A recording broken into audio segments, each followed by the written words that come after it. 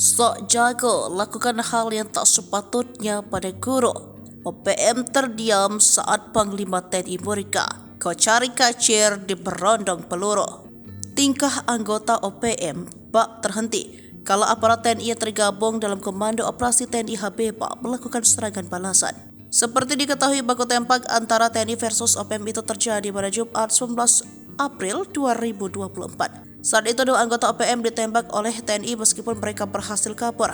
Serangan oleh TNI tersebut lantaran anggota OPM selalu melakukan penyerangan terhadap salah satu pos TNI di daerah Kampung Paro, Distrik Kenyam. Kendati sudah lebih 1 minggu lalu, namun oleh OPM yang sebelumnya bikin geram seperti tak terdengar lagi di dunia maya. Serangan balasan itu dinilai efektif untuk mendiamkan ulah OPM yang sudah kelewat batas. Panglima TNI Jenderal Agus Subianto dalam keterangannya mengaku kesal dengan perbuatan kelompok separatis tersebut. Mereka yang menamakan diri Tentara Pembebasan Nasional Papua Barat itu sering mengganggu aktivitas bantuan pelayanan yang diberikan TNI kepada masyarakat di sejumlah daerah rawan konflik di Papua. Panglima TNI menyebut jika mereka seringkali melakukan teror berkepanjangan di Papua.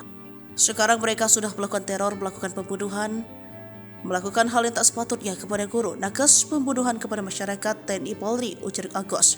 Masa harus kita diamkan seperti itu? Dan ya, kombatan membawa senjata. Saya akan tindak tegas untuk apa yang dilakukan oleh OPM. Tidak ada negara dalam suatu negara, tegasnya.